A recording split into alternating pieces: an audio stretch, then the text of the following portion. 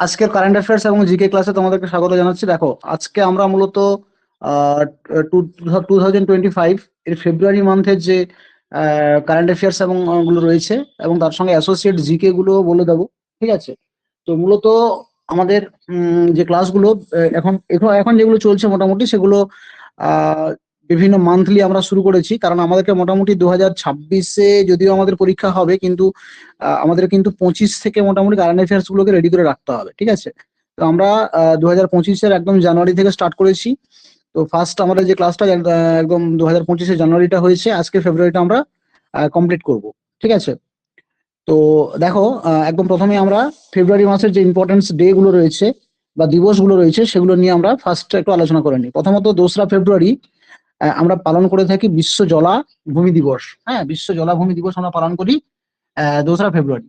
দেখো, জলাভূমি সম্পর্কে যদি আমরা বলি, তাহলে আমরা প্রিভিয়াস ক্লাসে এটা নিয়ে অনেকটা আলোচনা করেছি যে রামসার সাইটের ব্যাপার একটা ছিল না, যে মূলত রামসার সাইট বলে একটা বিষয় রয়েছে, জলাভূমি সংরক্ষণ সংক্রান্ত বিষয় নিয়ে আমরা এটাকে দেখে থাকি। যেখানে মূলত 1971 সালে ইরানের রামসার বলে একটা শহর আছে। ওখানে 1971 সালে 2রা ফেব্রুয়ারি মূলত একটা সম্মেলন হয়েছিল, যে সম্মেলনটার নাম ছিল রামসার সামিট বা রামসার সম্মেলন।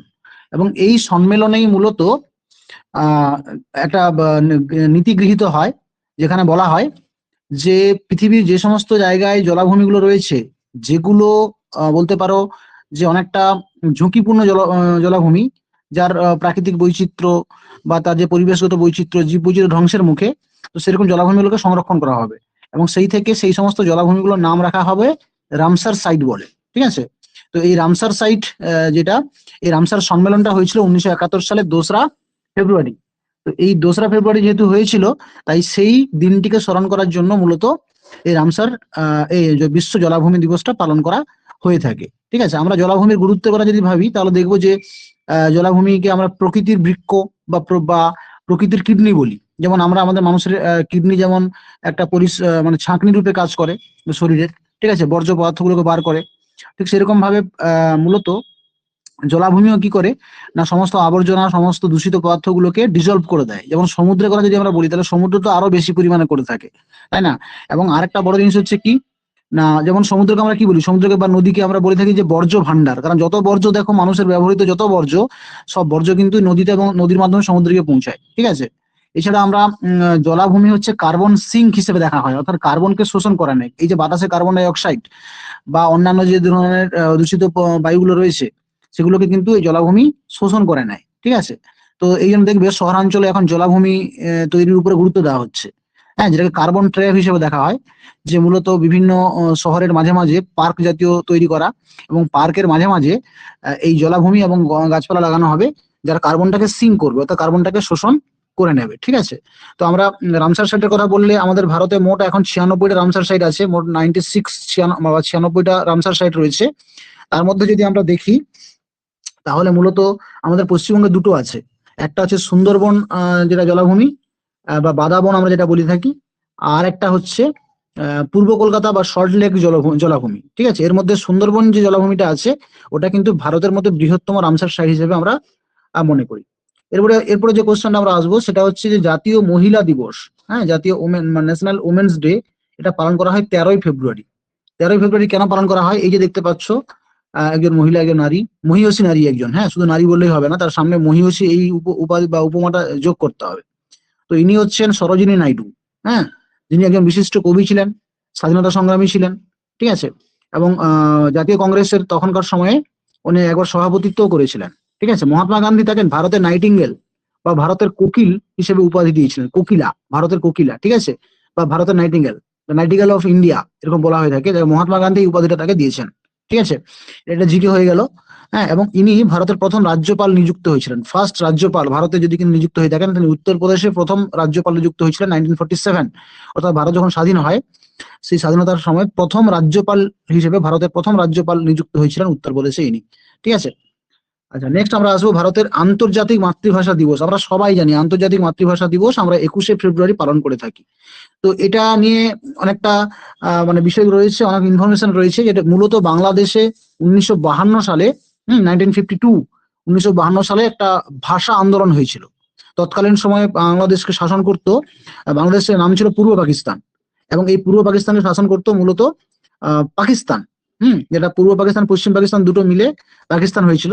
তো পশ্চিম পাকিস্তান থেকে মূলত যারা শাসন করতেন তারা বেশিরভাগ শাসক ছিলেন পশ্চিম পাকিস্তান থেকে, এবং পশ্চিম পাকিস্তানের যে মানে তাদের যে মূল ভাষা ছিল সেটা হচ্ছে উর্দু ভাষা। তো ওনারা উর্দু ভাষাটাকে বাংলাদেশের উপর চাপিয়ে দেওয়ার চেষ্টা করেছিলেন, অর্থাৎ পূর্ব পাকিস্তানের উপর চাপিয়ে দেওয়ার চেষ্টা করেছিলেন। কিন্তু আমরা জানি যে পূর্ব পাকিস্তান হচ্ছে এমন একটা মানে কমিউনিটি সেখানে বসবাস করে যারা সম্পূর্ণভাবে বাঙালি, কারণ আমরা জানি বঙ্গভঙ্গের মধ্য দিয়ে তারা কিন্তু পূর্ববঙ্গতে চলে গেছিলেন, আমরা পশ্চিমবঙ্গ থেকে গেছি। তো মূলত বাংলা ভাষাভাষী মানুষ, তো তাদের সেই আন্দোলন ছিল যেটা মূলত 1952 সালে, হ্যাঁ, একটা বিশাল আন্দোলন হয়েছিল, ভাষা আন্দোলন। এবং সেই আন্দোলনে প্রায় 4-5 জন মতো এরকম ছিলেন, 7 জন সম্ভবত শহীদ হয়েছিলেন, গুলি করেছিল, হ্যাঁ, পাকিস্তানি যে পুলিশ তারা গুলি করেছিল। এবং সেই গুলি করার পর এতজন মানুষ মারা গেছিল। তো ভাষা নিয়ে এত বড় আন্দোলন এবং ভাষাকে মান্যতা দেওয়ার জন্য যে মানুষের মৃত্যুবরণ, এই ইতিহাস কিন্তু পৃথিবীর ইতিহাসে কোথাও হয়নি, ঠিক আছে। তো এই কারণে 21শে ফেব্রুয়ারি দিনটিকে ইউনেস্কো মূলত আন্তর্জাতিক মাতৃভাষা দিবস হিসেবে পালন করার স্বীকৃতি দেয়, ঠিক আছে। তো এটা একটা গুরুত্বপূর্ণ দিন, আমরা সবাই জানি। এরপরে চলে আসবো 28শে ফেব্রুয়ারি, জাতীয় বিজ্ঞান দিবস। তোমরা এই মানুষটা দেখতে পাচ্ছ, সিভি রমন, ঠিক আছে।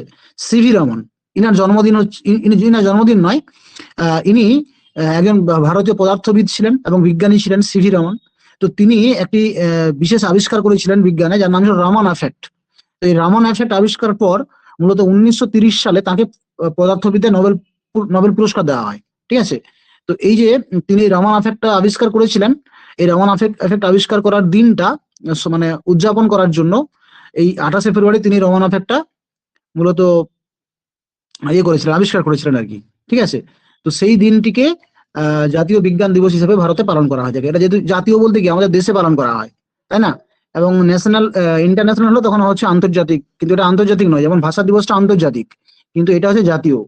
আমরা আসছি পুরস্কার জয়ী 2025 মূলত ফেব্রুয়ারি মাসে যারা পুরস্কার তার মধ্যে একজন ছিলেন যিনি হচ্ছেন ভারতী এন্টারপ্রাইজের কর্ণধার সুনীল মিত্তল, ঠিক আছে। ভারতী এন্টারপ্রাইজ মানে আমরা যারা এয়ারটেল যে সিমটা ইউজ করি নেটওয়ার্কের ক্ষেত্রে, তো এয়ারটেলের যে প্রতিষ্ঠাতা তিনি হচ্ছেন এই ভারতী মিত্তল, ঠিক আছে, সরি সুনীল মিত্তল, ঠিক আছে। এই সুনীল মিত্তল ভারতী এন্টারপ্রাইজের প্রতিষ্ঠাতা, এবং এটা ভারতের দ্বিতীয় বৃহত্তম টেলিকম সংস্থা, কারণ 1 নম্বরে আছে জিও, আমাদের যে জিও ইউজ করি আমরা, জিও নেটওয়ার্ক, জিও হচ্ছে 1 নম্বরে, এবং 2 নম্বরে হচ্ছে এয়ারটেল। তো এয়ারটেলের যে প্রতিষ্ঠাতা এই ভারতী এয়ারটেল, সেই ভারতী এয়ারটেলের প্রতিষ্ঠাতা হচ্ছে এই সুনীল মিত্তল।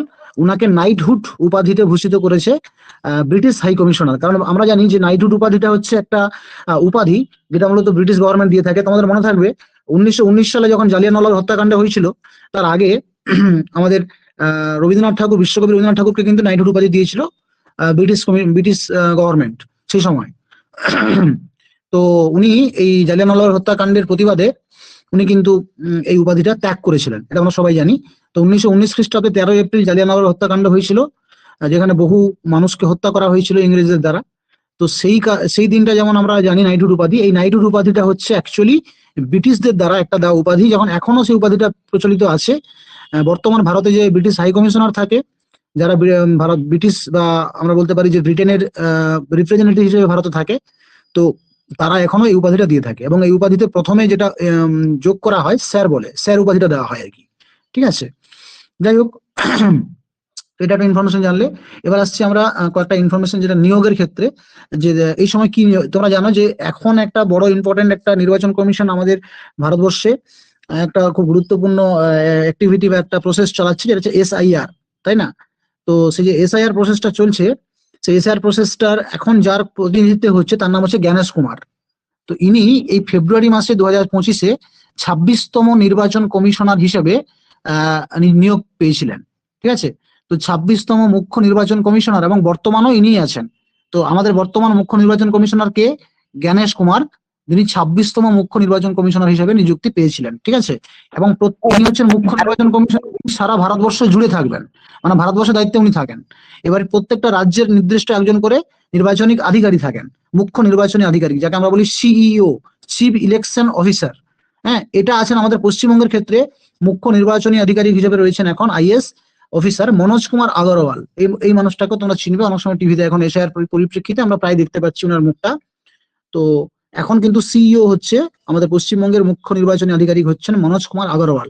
আর ভারতের ক্ষেত্রে টোটাল অল অফ ইন্ডিয়া বেসিসে ভারতের 26তম মুখ্য নির্বাচন কমিশনার হচ্ছেন জ্ঞানেশ কুমার, উনার আন্ডারে কাজ করছে ইনি।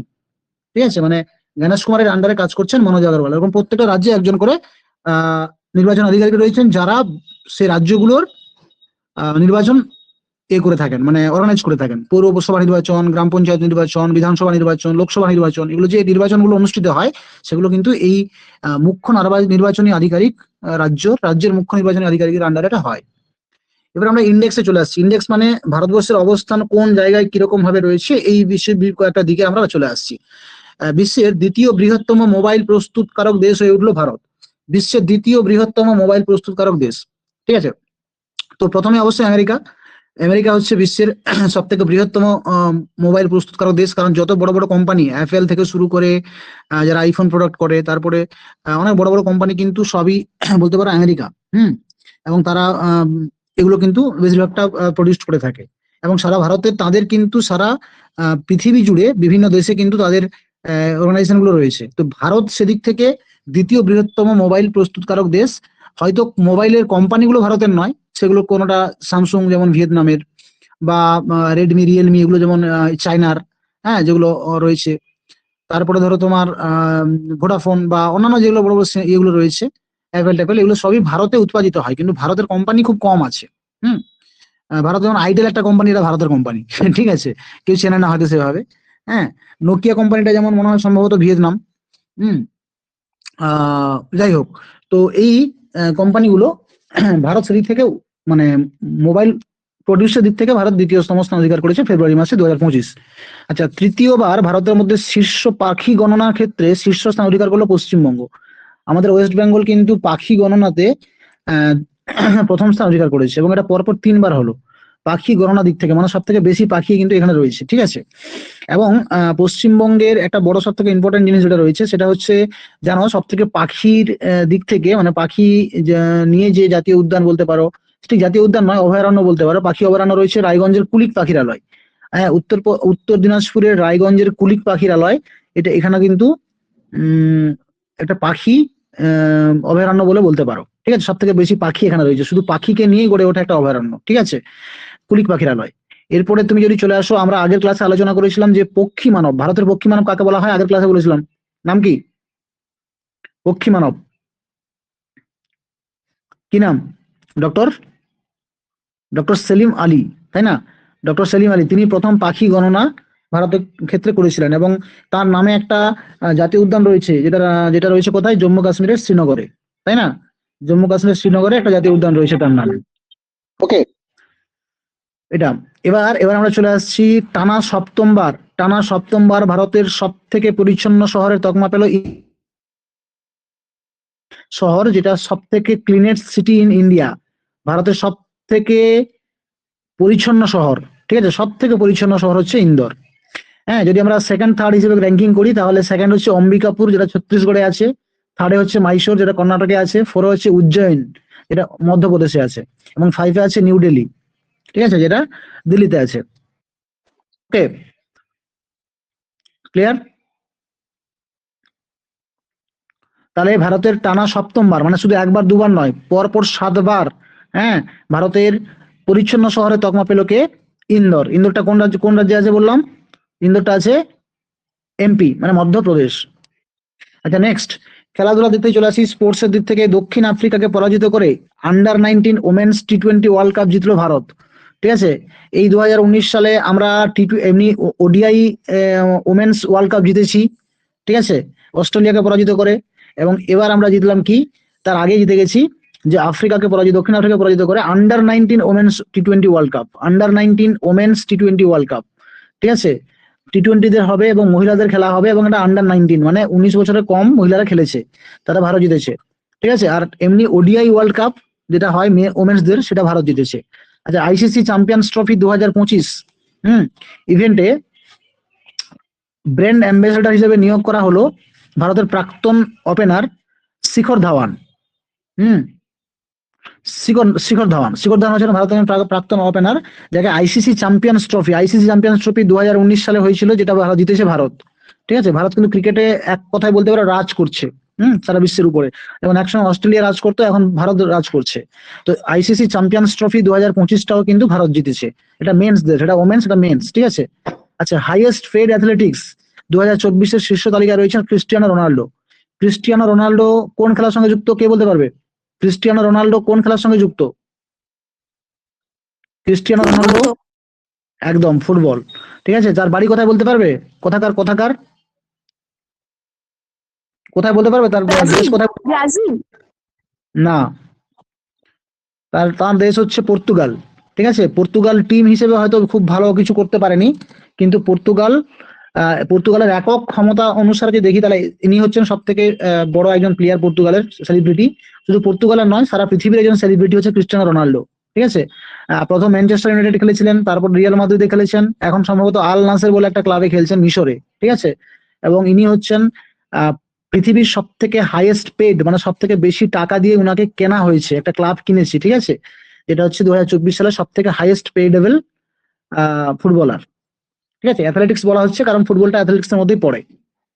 ওকে, নেক্সট হচ্ছে 23rd ন্যাশনাল প্যারা অ্যাথলেটিক্স চ্যাম্পিয়নশিপে অনুষ্ঠিত হলো চেন্নাইয়ের জওহরলাল নেহরু স্টেডিয়ামে। জওহরলাল নেহরু, আমরা শুধু এটা মনে রাখবো যে জওহরলাল নেহরু স্টেডিয়াম কোন রাজ্যে অবস্থিত। উত্তরটা হচ্ছে চেন্নাই। চেন্নাই বলতে তামিলনাড়ু। ঠিক আছে, তামিলনাড়ু রাজ্যে অবস্থিত, চেন্নাইতে। তো জওহরলাল নেহরু স্টেডিয়াম তাহলে কোথায় অবস্থিত, এটা মনে রাখবে। ঠিক আছে। আচ্ছা, ওডিশা এফসি কে পরাজিত করে আইএসএল উইনার শিল্ড জিতলো Mohun Bagan super giant. Mohun Bagan super giant আমরা জানি যে মোহনবাগান হচ্ছে আমাদের কলকাতার একটা ক্লাব, যারা ওডিশা এফসি কে হারিয়ে আইএসএল এর খেতাবটা জিতেছে 2025 সালে। 2025-এ আইএসএল খেতাব কারা জিতেছে? আইএসএল মানে হচ্ছে ইন্ডিয়ান সুপার লিগ। এটা হচ্ছে মূলত ফুটবল খেলা হয়। প্রশ্ন আসতে পারে যে আইএসএল কোন খেলার সঙ্গে যুক্ত, উত্তরটা হচ্ছে ফুটবল। ঠিক আছে, আইএসএল, হ্যাঁ, ইন্ডিয়ান সুপার লিগ, এটা ফুটবল খেলার সঙ্গে যুক্ত। এই ফুটবলটা সারা ভারতের সমস্ত ক্লাবগুলো খেলে, তার মধ্যে ফার্স্ট হয়েছে আমাদের মোহনবাগান। ঠিক আছে। আচ্ছা, ওডিআই ক্রিকেটে সর্বাধিক 6 মারার রেকর্ড গড়লেন রোহিত শর্মা, হিটম্যান রোহিত শর্মা। রোহিত শর্মাকে আমরা জানি যে ক্রিকেটার একজন, ভারতের ক্যাপ্টেন ছিলেন, উনার আন্ডারে ভারত চ্যাম্পিয়ন্স ট্রফি জিতেছে, ভারত টি-20 ওয়ার্ল্ড কাপ জিতেছে। ঠিক আছে, টি-20 ওয়ার্ল্ড কাপ জিতেছে এবং ভারত চ্যাম্পিয়ন্স ট্রফি 2025 জিতেছে। ঠিক আছে, এটা মনে রাখবে। এবং রোহিত শর্মা ভারতের সব থেকে বেশি 6 মেরেছেন ওডিআই ক্রিকেটে, শুধু নয় সমস্ত ফরম্যাট মিলিয়ে উনি সব থেকে হাইয়েস্ট সিক্সার ইন ওয়ার্ল্ড ক্রিকেট, মানে ভারত পৃথিবীর সব থেকে বেশি 6 মেরেছেন রোহিত শর্মা ক্রিকেটের যদি আমরা দেখি। ঠিক আছে। আচ্ছা, এবার আমরা চলে আসছি কিছু অন্যান্য কয়েকটা ইনফরমেশনে। যেটা প্রথম হচ্ছে, জর্জিয়াকে ম্যালেরিয়া মুক্ত দেশ হিসেবে ঘোষণা করলো হু। হু এর ফুল ফর্ম কে বলতে পারবে? World Health Organization. এর সদর দপ্তর কোথায় আছে বলতে পারবে? এর মেন হেডকোয়ার্টার কোথায় আছে বলতে পারবে? মনে হয় না না না না, এর সদর দপ্তর আছে সুইজারল্যান্ডের জেনেভা শহরে। এর সদর দপ্তর আছে। এবং এই হু, এরা মূলত সারা পৃথিবী জুড়ে হেলথ ইস্যু গুলোকে নিয়ে ওরা কিন্তু কভার করে এবং সেগুলোকে নিয়ে সচেতনতা করে। ঠিক আছে। তো জর্জিয়া হলো ফার্স্ট কান্ট্রি যারা ম্যালেরিয়া মুক্ত হিসেবে নিজেকে ডিক্লেয়ার করেছে, যে আমাদের দেশে কোনো ম্যালেরিয়া রোগ নেই। তার মানে কতটা স্বচ্ছ একটা দেশ বলতে পারো, কতটা ক্লিনেস্ট একটা কান্ট্রি বলতে পারো। কারণ এই যে ম্যালেরিয়ার যে জীবাণু বা ম্যালেরিয়ার যে মশা, যে মশাটা কামড়ায় ম্যালেরিয়াতে, কোন মশাটা কামড়ায় ম্যালেরিয়ার জন্য কোন মশা দায়ী বলতে পারবে? প্লাজমোডিয়াম ভাইরাস মানে। প্লাজমোডিয়াম হচ্ছে পরজীবী একটা ভাইরাস, কিন্তু যে মশাটার মাধ্যমে এটা ছড়ায় তার নামটা হচ্ছে অ্যানোফিলিস। ঠিক আছে, অ্যানোফিলিস মশার কামড়ে ম্যালেরিয়া রোগ হয়, এটা মনে রাখবে। এবং যে পরজীবীটা এর জন্য দায়ী তার নামটা হচ্ছে প্লাজমোডিয়াম। ঠিক আছে, ভাইরাস নয়, পরজীবী। হ্যাঁ, স্ত্রী অ্যানোফিলিস, ঠিক, রাইট। স্ত্রী অ্যানোফিলিস মশার কামড়ে এটা হয়। ঠিক আছে। তো এই ম্যালেরিয়া মুক্ত দেশ হিসেবে ঘোষণা করলো হু। এবং এগুলো জন্মায় কোথায়? বেশিরভাগটা যেখানে আবর্জনা, যেখানে ড্যাম রয়েছে, যেখানে এইসব রয়েছে, সেখানে হয়, তাই না? তো আমরা এগুলো জানি। তো এবার এটা হচ্ছে মেন জিনিস, এটা মনে রাখবে। তো ম্যালেরিয়া মুক্ত দেশ হিসেবে ঘোষণা হলো জর্জিয়াকে। আচ্ছা, আরেকটা জিনিস, ম্যালেরিয়া রোগটা, যে ম্যালেরিয়া রোগ, হ্যাঁ, সেই ম্যালেরিয়া রোগের জন্য মূলত একটা ভেষজ উদ্ভিদ রয়েছে, যে ভেষজ উদ্ভিদটা ম্যালেরিয়া রোগের জন্য ইউজ করা হয়, নাম বলো, কি নাম? ম্যালেরিয়া রোগ প্রতিষেধকে কাজ করে। উত্তরটা আছে কুইনাইন। কুইনাইন, যেটা সিংকোনা গাছে পাওয়া যায়। ঠিক আছে, সিংকোনা গাছে পাওয়া যায়। সিংকোনা পশ্চিমবঙ্গের, সিংকোনা গাছের ছাল থেকে। পশ্চিমবঙ্গের কোথায় এই সিংকোনা বেশি উৎপাদিত হয় বলতে পারবে? পশ্চিমবঙ্গের কোথায় এই সিংকোনা বেশি উৎপাদিত হয় বলতে পারবে? উত্তর হচ্ছে দার্জিলিং। উত্তর হচ্ছে দার্জিলিং, জলপাইগুড়ি এইসব জেলাতে বেশি পাওয়া যায়। আচ্ছা, এবার আমরা চলে আসছি সম্প্রতি। কিছু বলবে? কেউ বলবে? কেউ কিছু বলছো? আচ্ছা, নেক্সট হচ্ছে কি, সম্প্রতি ওপেক গ্রুপে যোগ দিতে চলেছে ব্রাজিল। ওপেক হচ্ছে, ওপেকের ফুল ফর্ম কি বলতে পারবে? ওপেকের ফুল ফর্ম, ওপেকের ফুল ফর্ম হচ্ছে organisation of petroleum exporting country. সারা পৃথিবীর যে সমস্ত দেশগুলো মূলত পেট্রোলিয়াম এক্সপোর্ট করে থাকে, অর্থাৎ বাইরে রপ্তানি করে থাকে, সেই সমস্ত দেশের একটা অর্গানাইজেশন। মোট 13টা দেশ এই ওপেকের সদস্য দেশ রয়েছে। 13টা দেশ, এই যে দেখতে পাচ্ছ, Iraq, Kuwait, Iran, Qatar, United Arab আমিরশাহী, সৌদি আরব, Libya, Algeria, Nigeria, Angola, Ecuador, Venezuela. ঠিক আছে, তো এইগুলো হচ্ছে মূলত এর সদস্য দেশ। এর মধ্যে ব্রাজিল রিসেন্ট যোগ দিতে চলেছে এই ওপেকের সদস্য দেশ হিসেবে। ঠিক আছে, আচ্ছা, ভারতের রামসার সাইটের সংখ্যা হয়ে দাঁড়ালো 96। এটা মনে রাখবে, এখনো 96 রয়েছে। ঠিক আছে, ভারতের মোট রামসার সাইটের সংখ্যা কতগুলো তাহলে? কতগুলো? 96। 96। এর মধ্যে পশ্চিমবঙ্গে কটা আছে আমি একটু আগে বলে এলাম। পশ্চিমবঙ্গে কটা আছে? পশ্চিমবঙ্গের পূর্ব কলকাতার জলাভূমি আর সুন্দরবনের সুন্দর। জলাভূমি মনে হয়। সুন্দরবন জলাভূমি মানে বুঝে নিতে হবে ওখানে যে বাদাবনটা আছে, মানে জোয়ারের জলে পরিপুষ্ট হয় তো পুরো সুন্দরবন এলাকাটা, যেখানে ম্যানগ্রোভ ফরেস্ট আছে। তো এই যে জোয়ারের জলে পুষ্ট লবণাক্ত কর্দমাক্ত যে জলাভূমি বা বনভূমি বলতে পারো, ওটা হচ্ছে বাদাবন। তো ওই বাদা বনভূমিটা সম্পূর্ণভাবে হচ্ছে এর আন্ডারে পড়ছে, এবং তার সঙ্গে যত নদী আছে, খাড়ির দ্বারা সৃষ্ট নদী যতগুলো আছে সেগুলো, ঠিক আছে, এবং যত জলাভূমি আছে সব মিলিয়ে সুন্দরবন। ঠিক আছে, যেখানে ডাঙায় বাঘ আর জলে হচ্ছে কুমির। কুমির। একদম একদম একদম। আচ্ছা, নেক্সট হচ্ছে রাষ্ট্রপতি শাসন জারি হলো মণিপুরে। এখনো মণিপুরে রাষ্ট্রপতি শাসন চলছে। এখনো মণিপুর হচ্ছে, আমরা জানি যে এই যে জায়গাটা মণিপুর, ঠিক আছে, ভারতের একদম পূর্ব প্রান্তের একটা দেশ মণিপুর, যেখানে প্রথম আজাদ হিন্দ বাহিনী তার স্বাধীনতা করেছিল। ঠিক আছে, স্বাধীনতা ঘোষণা করেছিল মণিপুরকে। মণিপুরে ইম্ফলে এসে আজাদ হিন্দ বাহিনী ব্রিটিশদেরকে পরাজিত করে ওখান থেকে তাড়িয়ে দিয়েছিল। তো সেই মণিপুর এখন জ্বলছে বলতে পারো, আগে জ্বলছিল, এখন অনেকটা স্টেবিলাইজড হয়েছে। তার কারণটা হচ্ছে রাষ্ট্রপতি শাসন এখন জারি হয়েছে। কেন এখানে মূলত রাষ্ট্রপতি শাসন জারি হয়েছিল বা কেন এখানে গন্ডগোল হচ্ছিল, এর পিছনে দুটো উপজাতি সম্প্রদায়, ওখানে দুটো উপজাতি সম্প্রদায়ের মানুষ আছে, তিনটে উপজাতি সম্প্রদায়ের মানুষ আছে। একটা হচ্ছে কুকি, একটা হচ্ছে মৈথেই, হ্যাঁ, আর একটা মণিপুর নাগা। ঠিক আছে, এই কুকি এবং মৈথেই দেখতে পাচ্ছ, এই যে মৈথেই জনজাতির মানুষটা, এরা একটু উঁচু বর্ণের জাতি আর কি, এই মৈথেই। তো এরা মাত্র এইটুকু এলাকায় থাকে, এবং বাকিটা উপরে মানে পাহাড়ি এলাকায় থাকে কুকি এবং নাগা জাতির মানুষেরা। ঠিক আছে, তো এই যে কুকি জাতির মানুষেরা এবং নাগা উপজাতির যে মানুষেরা, এরা হচ্ছে উপজাতি সম্প্রদায়, মানে এসটি যাকে আমরা বলি আর কি, শিডিউল ট্রাইব। তো মৈথেই উপজাতির মানুষরা আগে কিন্তু এসটি ছিল না, তারা এসসি ছিল। তো এই মৈথেই উপজাতির মানুষেরা ওরা বলছে আমাদেরকে উপজাতি সম্প্রদায়ের তকমা দিতে হবে। তো এই জন্য ওরা বিলটা পাস করে আনে সংসদ থেকে, এবং এই মৈথেই উপজাতির মানুষেরা এসটি উপজাতি মানে হয়ে যায় আর কি, এসটি। তখন কুকি উপজাতি মানুষরা কিন্তু তারা এমনিতে পিছিয়ে আছে, এবং তারা বলে যে এটা আমাদের এর উপরে, মানে আমাদের স্বতন্ত্রতার উপরে বা আমাদের যে সংরক্ষণের উপরে কিন্তু একটা বাধা। ঠিক আছে, এবং এছাড়া এই মৈথেই সম্প্রদায়ের যখন তারা খুব কম এলাকায় থাকে, তার সঙ্গে এরা কিন্তু সব থেকে বেশি প্রশাসনিক সুবিধাও লাভ করে, সব থেকে বেশি এমএলএ এদের, সব থেকে বেশি এমপি এদের। তো এই কারণে একটা জাতিগত একটা বিভেদ তৈরি হয়েছিল। তো কুকি সম্প্রদায়ের মানুষ এবং নাগা সম্প্রদায়ের মানুষ এরা একজোট হয়ে মৈথির বিরুদ্ধে যুদ্ধ ঘোষণা করে। ঠিক আছে, এবং এই যুদ্ধ চলতে থাকে বহুদিন ধরে, যুদ্ধ বলতে একটা বিদ্রোহ টাইপের। এবং সেখানে এই কুকি সম্প্রদায়ের মানুষকে আমাদের বিদেশি শক্তিগুলো যেগুলো রয়েছে, যেমন চায়না বলতে পারো, বা অন্যান্য দেশ থেকে কিন্তু অনেক অর্থ বা অনেক সৈন্যবাহিনী বা মানে অস্ত্র সরঞ্জাম গুলো করা হতো আর কি, সরবরাহ করা হতো। আর মৈথেইটা ছিল এদেরই মুখ্যমন্ত্রী ছিল, মৈথেই সম্প্রদায়ের। তো সেই মৈথেই সম্প্রদায়ের যিনি মুখ্যমন্ত্রী ছিলেন, হ্যাঁ, বীরেন্দ্র, সম্ভবত কি বীরেন্দ্র নাম একটা, ঠিক এই মুহূর্তে আমার মনে পড়ছে না। হুম বীরেন সিং, সরি, বীরেন সিং। তো এই বীরেন সিং যে মৈথেই সম্প্রদায়ের মুখ্যমন্ত্রী, উনি বিজেপির ছিলেন। তো এই বিরুদ্ধে মোটামুটি যুদ্ধ এটা চলছিল, বিদ্রোহটা চলছিল। এবং এখানে আর্মি ছিল, আর্মিও চেষ্টা করতো যাদের যেভাবে হোক শান্তি ফিরিয়ে আনার জন্য, কিন্তু কোনোভাবে কোনো সম্ভব হয়নি। পরে এই বীরেন সিং, যিনি বিজেপির যিনি মুখ্যমন্ত্রী ছিলেন, তিনি পরে পদত্যাগ করলেন, এবং রাষ্ট্রপতি শাসন এখন জারি হয়েছে। এবং এখন মণিপুর অনেকটা শান্ত হয়ে গেছে, কারণ রাষ্ট্রপতি শাসন, ওদের তো মেন টার্গেটটা ছিল বীরেন সিং, কারণ এই লোকটা যে মুখ্যমন্ত্রী ছিল সে মূলত এই ধরনের কাজগুলো করেছিল। কোন কাজগুলো? এই যে ক্ষমতা বেশি ধরে রেখেছিল, তারপরে এসটি জাতি হিসেবে মৈথেইকে ঘোষণা করেছিল। তো এই কারণে এখন অনেকটা শান্ত। ঠিক আছে, মণিপুর এখন অনেকটা শান্ত, রাষ্ট্রপতি শাসন এখনো চলছে মণিপুরে। যদি প্রশ্ন আসে ভারতে কোন রাজ্যে এখন রাষ্ট্রপতি শাসন চলছে, তাহলে কোনটা হবে? মণিপুর। ঠিক আছে, এখানে কোন কোন মণিপুর। উপজাতিগুলো আছে যদি প্রশ্ন আসে, যে কুকি উপজাতি সম্প্রদায় কোথায় থাকে, নাগা উপজাতি সম্প্রদায় কোথায় থাকে, মণিপুর নাগা, ঠিক আছে, এবং মৈথেই উপজাতি সম্প্রদায়ের মানুষ কোথায় থাকে, এটা হচ্ছে তোমার মণিপুরে। ঠিক আছে, এটা মনে রাখবে। আর এটা মনে রাখবে, রাষ্ট্রপতি শাসন জারি হয় সংবিধানের কোন ধারায়, বলতে পারবে? রাষ্ট্রপতি শাসন জারি হয় সংবিধানের কোন ধারায়? উত্তরটা আছে 350 ধারা। 350 ধারা অনুযায়ী এই রাষ্ট্রপতি শাসন জারি হয়। ঠিক আছে, এবং চলতে থাকে। নেক্সট আমরা আসবো পশ্চিমবঙ্গের সেন্ট্রিক, মানে আমাদের পশ্চিমবঙ্গ সেন্ট্রিক কিছু কারেন্ট অ্যাফেয়ার্স, কারণ যেহেতু আমাদের ওয়েস্ট বেঙ্গল পরীক্ষা, তো পশ্চিমবঙ্গ সেন্ট্রিক কিছু কোশ্চেন আমাদের জেনে রাখতে হবে। আমাদের বাজেট 2025 ফেব্রুয়ারিতে ঘোষণা হয়েছিল, এবারও বাজেট ঘোষণা হবে 2026 ফেব্রুয়ারিতে। তো প্রতি বছর ফেব্রুয়ারি মাসে বাজেট ঘোষণা হয়। ঠিক আছে, তো এই বাজেট ফেব্রুয়ারি মাসে ঘোষণা করেছিলেন অর্থমন্ত্রী চন্দ্রিমা ভট্টাচার্য। তাহলে পশ্চিমবঙ্গের অর্থমন্ত্রীর নাম কি? পশ্চিমবঙ্গের অর্থমন্ত্রীর নাম কি? চন্দ্রিমা ভট্টাচার্য। ঠিক আছে, এটা এটা মনে রাখবে। ঠিক আছে, তো ইনি বাজেট ঘোষণা করেছিলেন ফেব্রুয়ারি মাসে।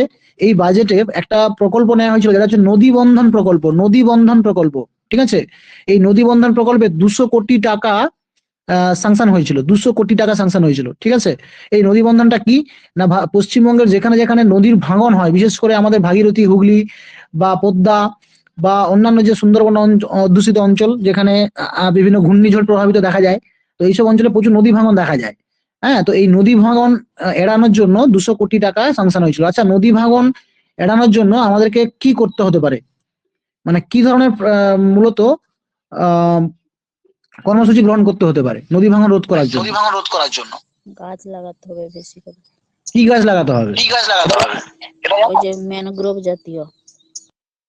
একদম, ম্যানগ্রোভ জাতীয় যে সমস্ত গাছগুলো, এটা বলে রাখলাম, যে সমস্ত গাছগুলো অধিক মানে অধিক শক্তিশালী এবং শিকড় যুক্ত, হ্যাঁ, খুব বৃহত্তর শিকড় যুক্ত, মানে অনেক দূরে শিকড় যায় এবং খুব দ্রুত বর্ধনশীল, তাড়াতাড়ি বেড়ে ওঠে, হ্যাঁ, এবং যাদের শিকড়গুলো গুচ্ছমূলের মতো আছে। যেমন দেখবে ম্যানগ্রোভ জাতীয় যে উদ্ভিদগুলো আছে, তাদের কিন্তু শিকড়গুলো ঠেসমূলের মতো থাকে, মানে মাটিকে আঁকড়ে রাখার জন্য।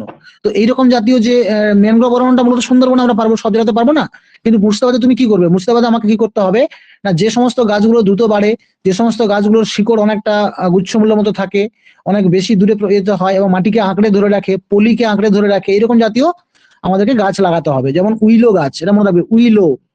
ঠিক আছে, উইলো, তারপরে বট গাছ, ঠিক আছে, বট গাছ, ঠিক আছে, এই সমস্ত গাছগুলো মোটামুটি লাগানো যেতে পারে। এছাড়া পলিকে ড্রেজিং করতে হবে। পলি যদি আমরা নদীতে ড্রেজিং করি, মানে পলি তুলে নিই, তাহলে নদী গভীর হবে, তখন জলটা প্রবাহিত হতে পারবে, আর পার্শ্ব ক্ষয়টা হবে না। ঠিক আছে, তারপরে অবৈধভাবে বালি তোলা বন্ধ করতে হবে, যেটা এখন বালি মাফিয়া আমাদের ওয়েস্ট বেঙ্গলে ব্যাপকভাবে সক্রিয় আছে, বালি মাফিয়া, বালি চোর যারা বলতে পারি আমরা।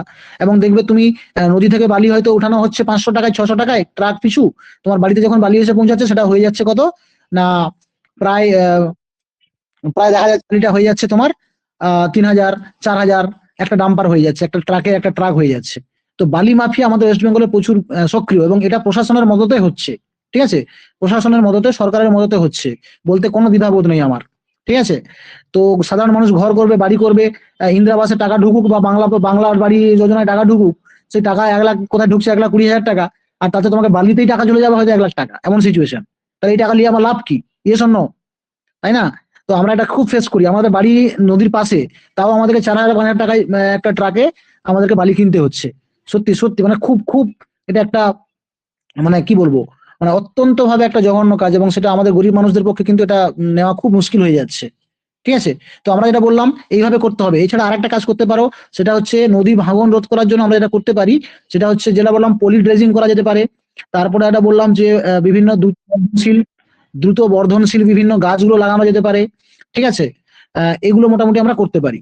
ঠিক আছে, আচ্ছা, হ্যাঁ, তাছাড়া আমাদের আরেকটা যেটা করতে হবে, সেটা হচ্ছে যে এখন একটা নতুন একটা জিও ব্যাগ তৈরি হচ্ছে, যে ব্যাগটা খানিকটা ওই পলিয়েস্টার ফাইবার দিয়ে তৈরি, হ্যাঁ, অনেকটা পরিবেশ দিক থেকে অনেকটা পরিবেশ বান্ধব আর কি। হ্যাঁ, ওই ব্যাগগুলোতে আমরা বালি, তারপরে ছোট ছোট নুড়ি কাঁকড়, ছোট ছোট গ্রাভেলস গুলো ভর্তি করে পাড়টাকে বাঁধাতে পারি।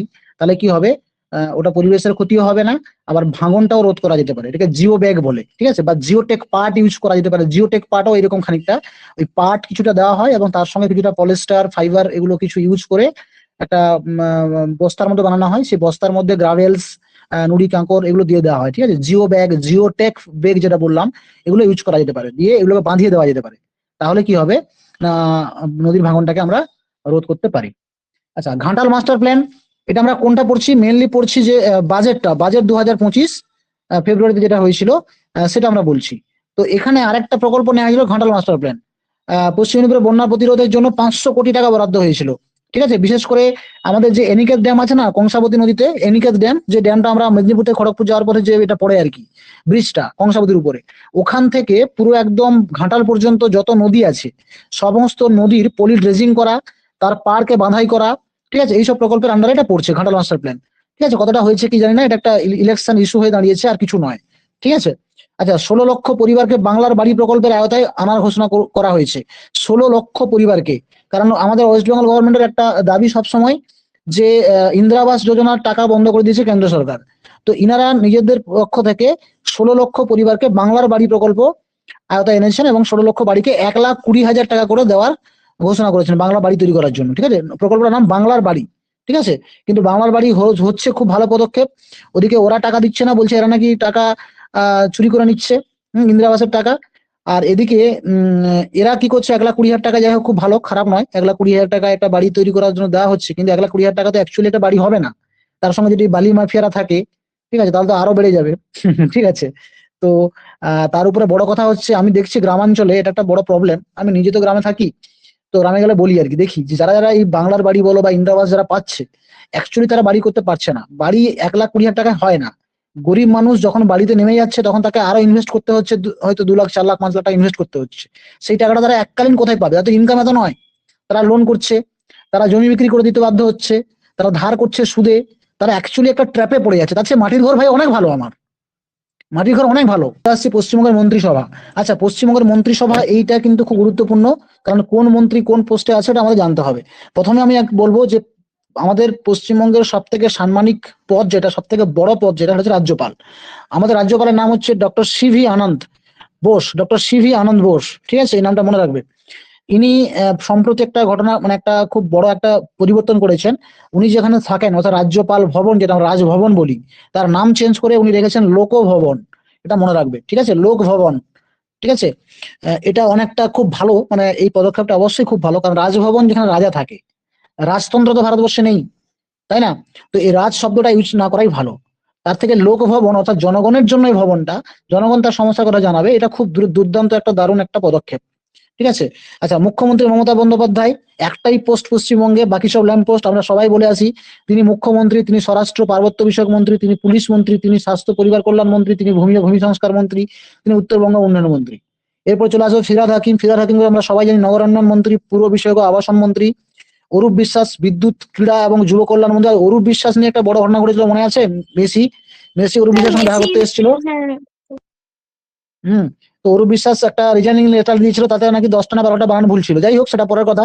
তো ইনি কিন্তু নিজের রিজিগনেশন লেটার দিয়েছিলেন, কিন্তু পশ্চিমবঙ্গ সরকার তারা কিন্তু সেই রিজিগনেশন গ্রহণ করেনি। মানে অরূপ বিশ্বাসকে দরকার পশ্চিমবঙ্গের, ঠিক আছে। তো ইনি বিদ্যুৎ, ক্রীড়া এবং যুব কল্যাণ মন্ত্রী, ঠিক আছে। ব্রাত্য বসু আমাদের বিদ্যালয় শিক্ষা উচ্চ শিক্ষা মন্ত্রী, আর আলাদা করে বলার দরকার নেই, এনাকে আমরা সবাই চিনি, ঠিক আছে। একজন একজন কি বলবো, মানে নাট্যকার আর কি। আচ্ছা, শশী পাঁজা হচ্ছেন শিল্প বাণিজ্য এন্টারপ্রাইজ নারী ও শিশু কল্যাণ মন্ত্রী এবং সমাজ কল্যাণ মন্ত্রী। শশী পাঁজা, এটা নামটা মনে রাখবে, খুব গুরুত্বপূর্ণ একটা নাম। আচ্ছা, মলয় ঘটক আইন ও বিচার বিভাগ ও শ্রমমন্ত্রী। শোভনদেব চট্টোপাধ্যায় কৃষি মন্ত্রী। মানস রঞ্জন ভূঁইয়া সবঙ্গে বাড়ি, জলসম্পদ উন্নয়ন মন্ত্রী, উন্নয়ন ও সেচ জলপথ। স্নেহাশিস চক্রবর্তী পরিবহন মন্ত্রী। রথিন ঘোষ খাদ্য সরবরাহ মন্ত্রী। ইন্দ্রনীল সেন পর্যটন স্বাধীন দায়িত্বপ্রাপ্ত মন্ত্রী। বীরবাহ হাঁসদা আমাদের ঝাড়গ্রামে বাড়ি, বন এবং স্বনির্ভর গোষ্ঠী, ঠিক আছে। চন্দ্রিমা ভট্টাচার্য সবাই চিনি আমরা, অর্থমন্ত্রী এবং তার সঙ্গে স্বাস্থ্য পরিবার কল্যাণ প্রতিমন্ত্রী। স্বাস্থ্য পরিবার কল্যাণের স্বাধীন দায়িত্বপ্রাপ্ত মন্ত্রী কে আছেন? মমতা বন্দ্যোপাধ্যায়। মমতা বন্দ্যোপাধ্যায় স্বাস্থ্যের দায়িত্বটা মমতা বন্দ্যোপাধ্যায়ের হাতে আছে, কিন্তু প্রতিমন্ত্রী মানে কি, মানে ওই মন্ত্রীর আন্ডারে একটা মন্ত্রিত্ব। তো সেটাও এই স্বাস্থ্য পরিবার কল্যাণটা সেকেন্ড ইন কমান্ড হচ্ছে চন্দ্রিমা ভট্টাচার্য, কিন্তু ফার্স্ট ইন কমান্ড হচ্ছে মমতা বন্দ্যোপাধ্যায়। কারণ যখন দেখবে স্বাধীন দায়িত্বপ্রাপ্ত মানে সে হচ্ছে পূর্ণ মন্ত্রী, আর প্রতিমন্ত্রী মানে হচ্ছে সে তার আন্ডারে কাজ করবে, ঠিক আছে। চন্দ্রিমা ভট্টাচার্য, ঠিক আছে। আজকে আমাদের তাহলে এখানেই আমরা GK and current affairs class শেষ করব। পরের ক্লাসে আমরা আসবো যেটা মার্চ, অর্থাৎ পরের কালকে আমরা আগামীকাল আমরা মার্চ মাস নিয়ে আলোচনা করবো, মার্চ মাসের যে কারেন্ট অ্যাফেয়ার্স এবং জিকে গুলো নিয়ে আলোচনা করবো।